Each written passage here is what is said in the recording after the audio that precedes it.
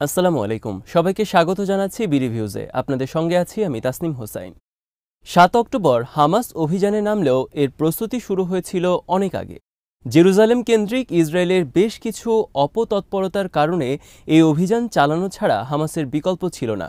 এই অভিযানের যে বড় প্রতিক্রিয়া হবে হামাসও সেটা জানত, কিন্তু ইসরায়েলের বর্বরতা সবার হিসেব নিকেশ ছাপিয়ে গেছে। এখন হামাসের লক্ষ্য হল হিজবুল্লাহর মতো দৃঢ়তা অর্জন করা, ইসরায়েলের হামলার মুখে টিকে থেকে বিজয় অর্জন করা। ইসরায়েল আর যুক্তরাষ্ট্র বলছে যুদ্ধোত্তর গাজার শাসন ব্যবস্থায় হামাসের কোনো অংশগ্রহণ থাকবে না, কিন্তু হামাস চায় ইসরায়েলের হামলা মোকাবেলা করে তারা শুধু গাজা নয় বরং পুরো ফিলিস্তিনের জন্য নিজেদেরকে আরও জরুরি করে তুলবে। বিস্তারিত থাকছে হায়দার সাইফের প্রতিবেদনে।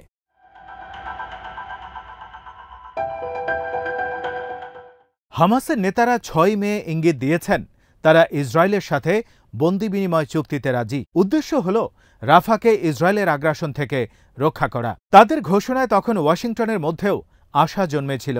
তারা ভেবেছিল বন্দি মুক্তি নিয়ে চুক্তি হবে, গাজাতে ইসরায়েলের হামলাও হয়তো স্থগিত হবে। কিন্তু পশ্চিমা বিশ্লেষকরা হামাসের উদ্দেশ্য নিয়ে প্রশ্ন তুলেছেন। তারা বলছেন হামাস হয়তো রাফাতে তাদের মূল ঘাঁটি রক্ষার চেষ্টা করছে।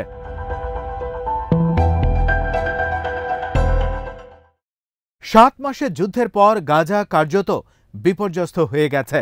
হামাসের শাসন কাঠামো স্বাভাবিকভাবেই আগের মতো কাজ করতে পারছে না। হামাসের লক্ষ্য হল ফিলিস্তিনি ইস্যুকে বিশ্বের সামনে নতুন করে চাঙ্গা করা।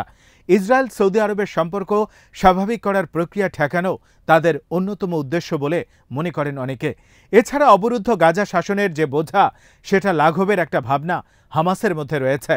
ফাতা ও ফিলিস্তিনি কর্তৃপক্ষের সাথেও একটা বোঝাপড়া চায় তারা। বিশ্লেষকরা বলছেন হামাস আসলে গাজায় হিজবুল্লাহর আদলে শাসন ব্যবস্থা দাঁড় করাতে চায়, যেখানে তাদের রাজনৈতিক ও সামরিক আধিপত্য থাকবে, কিন্তু দায়বদ্ধতা সবাই ভাগ করে নেবে। এই বাস্তবতা বুঝতে হলে হামাসের বিবর্তন আর তাদের ৭ই অক্টোবরের অভিযানের উদ্দেশ্য আরও গভীরভাবে বুঝতে হবে।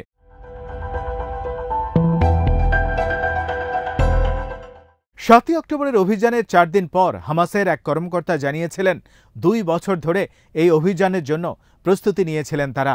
২০০৭ সাল থেকে গাজা শাসন করে আসছে হামাস। ২০২১ সালের মে মাসে ইসরায়েলের সাথে সংক্ষিপ্ত যুদ্ধ হয়েছিল তাদের। ওই যুদ্ধের পর হামাস নেতারা তাদের লক্ষ্য ও উদ্দেশ্য নিয়ে নতুন করে ভাবতে শুরু করেন।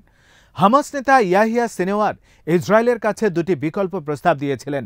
একটি হল ইসরায়েলের সাথে হামাসের দীর্ঘমেয়াদী চুক্তি। এই চুক্তির অধীনে অবৈধ বসতিগুলো ভেঙে দেয়া হবে এবং বন্দীদের মুক্তি দেয়া হবে। এই প্রস্তাব না মানলে সংঘাত চলতে থাকবে। হিজবুল্লাহ ও ইরানের দিক থেকে হামাস যে সমর্থন ও সহায়তা পাবে সেই ইঙ্গিত দিয়েছিলেন সিনওয়ার।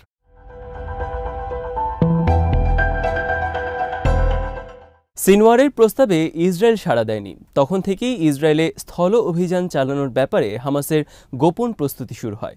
বিভিন্ন উৎস থেকে অস্ত্র সরঞ্জাম জড়ো করতে শুরু করে তারা। তাদের এই কৌশলের উদ্দেশ্য ছিল এমন এক প্রতিক্রিয়া সৃষ্টি করা যার প্রভাব ধারাবাহিকভাবে চলতে থাকবে, আর এর চূড়ান্ত লক্ষ্য হবে ইসরায়েলের পতন। শেষ পর্যন্ত ইসরায়েলের সাথে সমীকরণ পুরোটাই বদলে ফেলার চেষ্টা করছে হামাস, যেখানে তাদের চূড়ান্ত লক্ষ্য হয়ে দাঁড়ায় ফিলিস্তিনের মুক্তি আর পিএলওর বদলে নতুন একটা কাউন্সিল গঠন করা যারা ফিলিস্তিনের প্রতিনিধিত্ব করবে।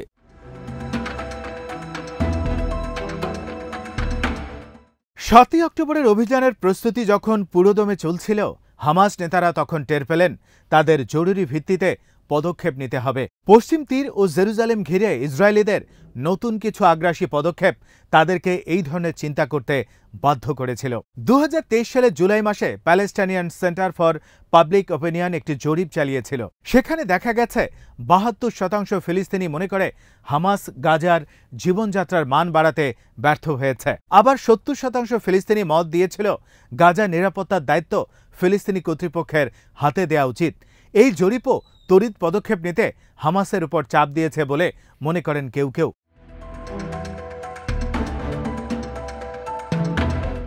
কাতার থেকে যে তহবিল সহযোগিতা আসছিল হামাসের জনপ্রিয়তা কমাতে তা ব্যবহার করছিল ইসরায়েল। এছাড়া হামাসের মধ্যে একটা শঙ্কাও তৈরি হয়েছিল সৌদি আরবের সাথে ইসরায়েলের সম্পর্ক স্বাভাবিক হয়ে যেতে পারে। সম্পর্ক স্বাভাবিকের শর্ত হিসেবে দুই রাষ্ট্র সমাধানের কথা বলেছিল সৌদি আরব, কিন্তু বিশ্লেষকরা বলেছিলেন ফিলিস্তিন প্রশ্নে কোনো সমাধান ছাড়াই সৌদি ইসরায়েল সম্পর্ক স্বাভাবিক হতে পারে।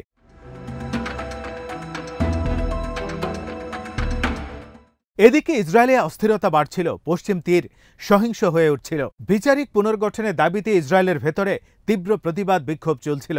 হামাস এই সব কিছুকে অভিযানের জন্য উপযুক্ত মুহূর্ত হিসেবে বিবেচনা করেছে। অবশেষে ৭ই অক্টোবর অভিযানে নামে হামাস। অভিযানের নাম দেয়া হয় আল আকসা ফ্ল্যাট।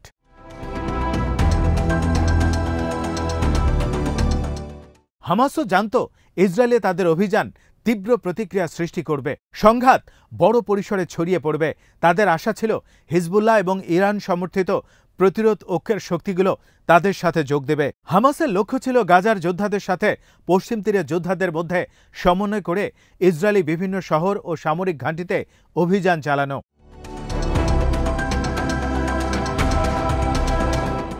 প্রায় ২ বছরের প্রস্তুতির পর ৭ই অক্টোবর হামাসের যোদ্ধারা ইসরায়েলের নিরাপত্তা বেষ্টনী ছিন্ন ভিন্ন করে ভিতরে ঢুকে পড়ে। তাদের অভিযানের খবর দাবানলের মতো দ্রুতই সারা বিশ্বে ছড়িয়ে পড়ে। হামাসের এই অভিযান ছিল ইসরায়েলের সামরিক অহমির উপর চরম আঘাতের মতো। তাদের নিরাপত্তা বেষ্টনী দুর্ভেদ্য এমন প্রচারণাই চালানো হয়েছিল বহুদিন ধরে, কিন্তু হামাসের অভিযানে তাদের প্রকৃত অবস্থা সবার সামনে বেরিয়ে পড়ে। এই অভিযানের প্রতিক্রিয়ায় ইসরায়েল যে গাজায় হামলা করতে পারে সেই ধারণাও হামাসের ছিল। আগে থেকেই তারা গাজায় টানেলের বিস্তীর্ণ নেটওয়ার্ক গড়ে তুলেছিল।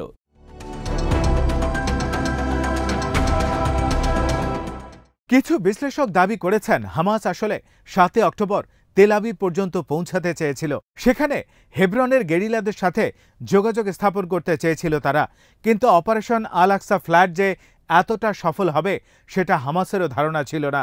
ইসরায়েলি প্রতিরক্ষা ভেঙে যতজন যোদ্ধার ভেতরে যাওয়ার আশা ছিল হামাসের, তার চেয়ে অনেক বেশি ভেতরে ঢুকে পড়েছিল। অভিযানের খবর ছড়িয়ে পড়ার পর আরও অনেকেই হামাসের সাথে যোগ দেয়।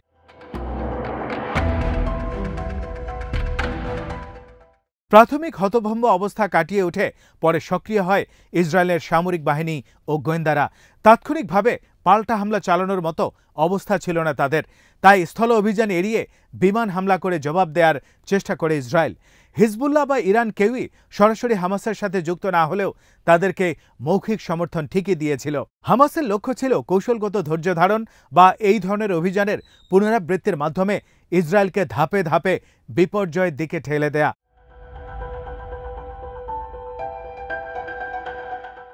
৭ই অক্টোবরের অভিযানের ধারাবাহিকতায় গাজার স্থিতাবস্থা ভেঙে পড়ে, কিন্তু যুদ্ধ শুরুর পর হামাসের পক্ষে ফিলিস্তিনিদের সমর্থন যেভাবে বেড়েছে তাতে অনেকেই মনে করেছিল হামাস হয়তো পিএলওর নিয়ন্ত্রণ নিতে চায়, যাতে ফিলিস্তিনিদের ভবিষ্যৎ সরকারে হামাসের ভূমিকা থাকে।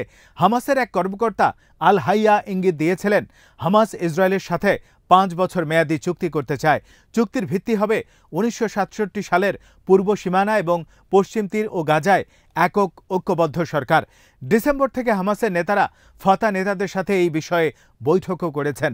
ফাতা ফিলিস্তিনি কর্তৃপক্ষের নেতা মাহমুদ আব্বাসের বিরোধী হিসেবে পরিচিত। এরই ধারাবাহিকতা ২১শে এপ্রিল হামাস নেতা ইসমাইল হানিয়া পিএলও পুনর্গঠনের প্রস্তাব দেন, যেখানে সব ফিলিস্তিনি পক্ষগুলো যুক্ত থাকবে।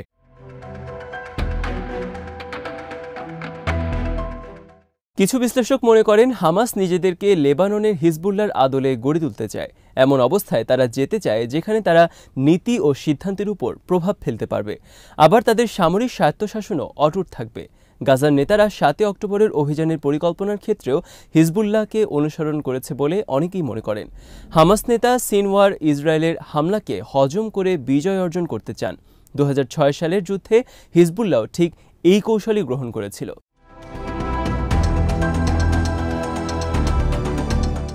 বাইডেন প্রশাসন ঘোষণা দিয়েছে যুদ্ধোত্তর গাজার শাসন ব্যবস্থার সাথে হামাসের কোনো সম্পর্ক থাকবে না, কিন্তু হামাস শুধু গাজা নয়, পুরো ফিলিস্তিনের জন্যই প্রাসঙ্গিক থাকতে চায়। হিজবুল্লাহর কৌশল অনুসরণ করে হামাস সীমান্তে ইসরায়েলের উপর হামলা চালিয়ে যেতে পারে। ৭ই অক্টোবরের পর ইউরোপীয় গোয়েন্দা সংস্থাগুলো দাবি করেছে জার্মানি, সুইডেনের মতো দেশগুলোতেও হামাসের সদস্যরা ছড়িয়ে পড়েছে।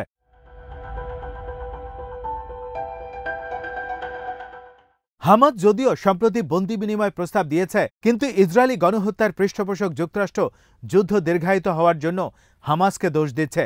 তারা বলছে, বন্দীদের ছেড়ে না দিয়ে এবং অস্ত্র সমর্পণ না করে হামাস যুদ্ধ দীর্ঘায়িত করছে। গাজার মানুষ ইসরায়েলি হামলায় বিপর্যস্ত, অথচ মানবাধিকারের বুলি আওড়ানো পশ্চিমা দেশগুলো তাদের রক্ষায় কিছুই করেনি।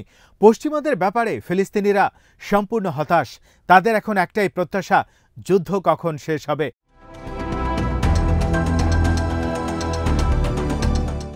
ফিলিস্তিনিদের এই হতাশা হামাস নেতারাও দেখতে পাচ্ছেন।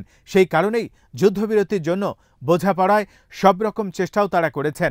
একই সাথে রাফাতে ইসরায়েলি আগ্রাসনের বিরুদ্ধেও তাদেরকে লড়াই চালিয়ে যেতে হচ্ছে।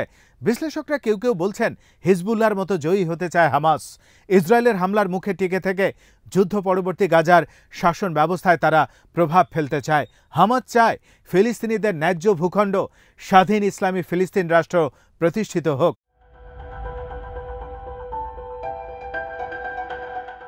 ঠিক এটাকেই ঠেকাতে মরিয়া হয়ে উঠেছে ইসরায়েল, যুক্তরাষ্ট্র আর তাদের মিত্ররা। আর সে কারণেই তারা নিশ্চিত করতে চাচ্ছে যাতে ভবিষ্যতের ফিলিস্তিনি শাসন ব্যবস্থায় হামাসের কোনো অংশগ্রহণ না থাকে।